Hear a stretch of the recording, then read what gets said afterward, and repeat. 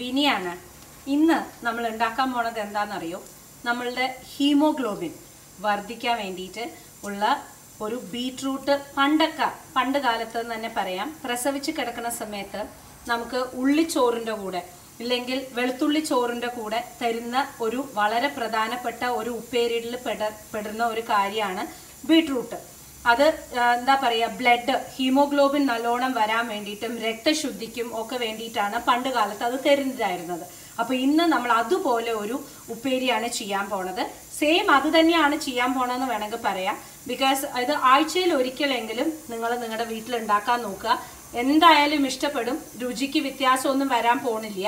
അതുകൊണ്ട് വലിയ മസാലകളൊന്നുമില്ല, ഉള്ളിയൊന്നും വാട്ടുന്നില്ല. ഇത് ശരിക്കും പറഞ്ഞാൽ ഒരു പിടി ചോറും കുറച്ച് നല്ലെണ്ണയും ഈ ഉപ്പേരിയും കൂടിയിട്ടാണ് നമ്മൾക്ക് തരിക. ഓക്കെ, അപ്പോൾ ഇവിടെ എടുത്തിരിക്കുന്നത് 3 ബീട്രൂട്ടാണ്. ഞാൻ എന്തിനാണ് ബീട്രൂട്ട് ഇത്ര ചെറുതാക്കി നുറുക്കിയിരിക്കണമെന്ന് വെച്ചാൽ ചോപ്പറിലിട്ടിട്ടാണ് മുറിച്ചിരിക്കുന്നത്. എന്തിനാ കാരണം എന്ന് വെച്ചാൽ അതൊന്ന് യോജിച്ച് കിട്ടാൻ വേണ്ടിയിട്ടാണ്. ഇതുപോലെ തന്നെയാണ് പണ്ടും ആൾക്കാർ ബീട്രൂട്ട് മുറിച്ച് തരാറുള്ളത്. സോ അതേ സ്റ്റൈല് മെയിൻറ്റെയിൻ ചെയ്തിട്ടാണ് ഞാൻ ഈ ബീട്രൂട്ട് മുറിച്ചിരിക്കുന്നത് കേട്ടോളൂ. അപ്പോൾ അതുപോലെ തന്നെ ബീട്രൂട്ട് മുറിച്ച് വെച്ചതാണ്. ഇപ്പുറത്ത് 2 സ്പൂണ് വെളിച്ചെണ്ണ ഒഴിച്ചിട്ടുണ്ട്. ഇനി ഇതിലേക്ക് നമ്മൾ ബീട്രൂട്ട് ഇടുന്നു.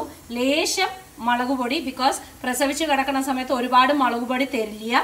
അതുകൊണ്ട് തന്നെ ലേശം മുളക് പൊടി, കുരുമുളക് പൊടിയാണ് കൂടുതലായിട്ടും യൂസ് ചെയ്യാൻ പോകുന്നത്. പിന്നെ ഉപ്പ്, മഞ്ഞൾപ്പൊടി. ഓക്കെ, നമുക്കിടാം. അപ്പോൾ വെളിച്ചെണ്ണയിലേക്ക് നമ്മൾ ബീട്രൂട്ട് മുറിച്ചത് ഇടുക.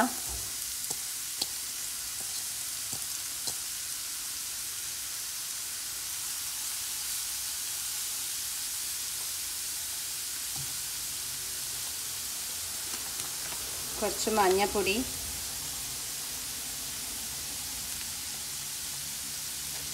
ലേശം മുളക് പൊടി,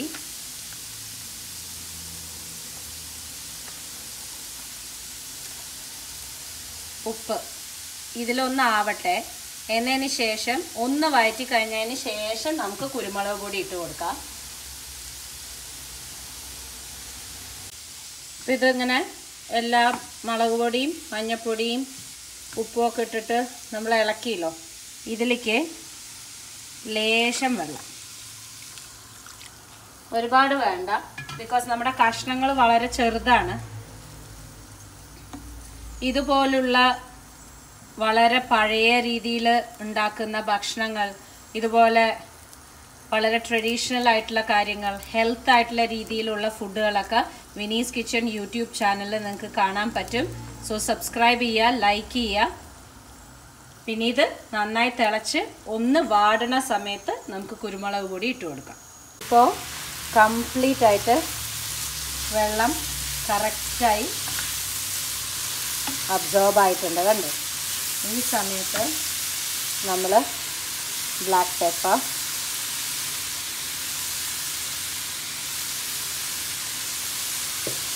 ഇട്ട് കൊടുക്കാം. കുരുമുളക് ഒന്നും കൂടി നോക്കിയിട്ട് ഇടാം, ബിക്കോസ് ഓവറായി കഴിഞ്ഞിട്ടുണ്ടെങ്കിൽ അതിൻ്റെ ചുവ വരും.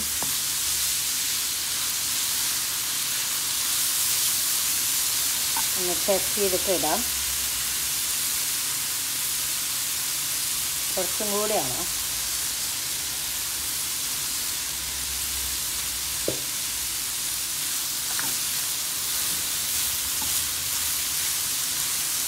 ഇനി ഇതൊന്ന് നന്നായി കിടന്ന് ഒന്ന് മൊരിയട്ടെ. മൊരിയാന്ന് പറഞ്ഞാൽ ഉരുളക്കിഴങ്ങ് പോലെയൊന്നും ആവില്ല എന്നറിയാലോ. പക്ഷേ ഇതിലിപ്പോൾ നമ്മൾ തേങ്ങയൊന്നും ഇടുന്നില്ല, ബിക്കോസ് ഇത് ആ ഒരു ഹീമോഗ്ലോബിൻ ലെവലിലേക്ക് കോൺസെൻട്രേറ്റ് ചെയ്യണതുകൊണ്ടും ചോറിൽ നല്ലെണ്ണ ഒഴിച്ച് പുരട്ടി കഴിക്കാനുള്ള ലെവലിലേക്ക് കോൺസെൻട്രേറ്റ് ചെയ്യണതുകൊണ്ടും നമ്മൾ വേറെ തേങ്ങയൊന്നും ഇടുന്നില്ല. നിങ്ങൾക്ക് വേണമെങ്കിൽ ഈ സമയത്ത് തേങ്ങ ഇടാത്തുള്ളൂ, അതിലൊരു തെറ്റൊന്നുമില്ല. പക്ഷെ ഞാൻ ഇടുന്നില്ല എന്ന് മാത്രം. നന്നായിട്ട് ഡ്രൈ ആയിട്ടുണ്ട്, കണ്ടല്ലോ. ഇങ്ങനെയാണ് പ്രസവിച്ച് കിടക്കുമ്പോൾ തരിക. ഇതൊന്ന് ഞാൻ പ്രസൻറ്റ് ചെയ്യാം കേട്ടോളൂ. അപ്പോൾ വീണ്ടും നല്ലൊരു റെസിപ്പിയുമായി കാണാം. Till then, take care and bye-bye.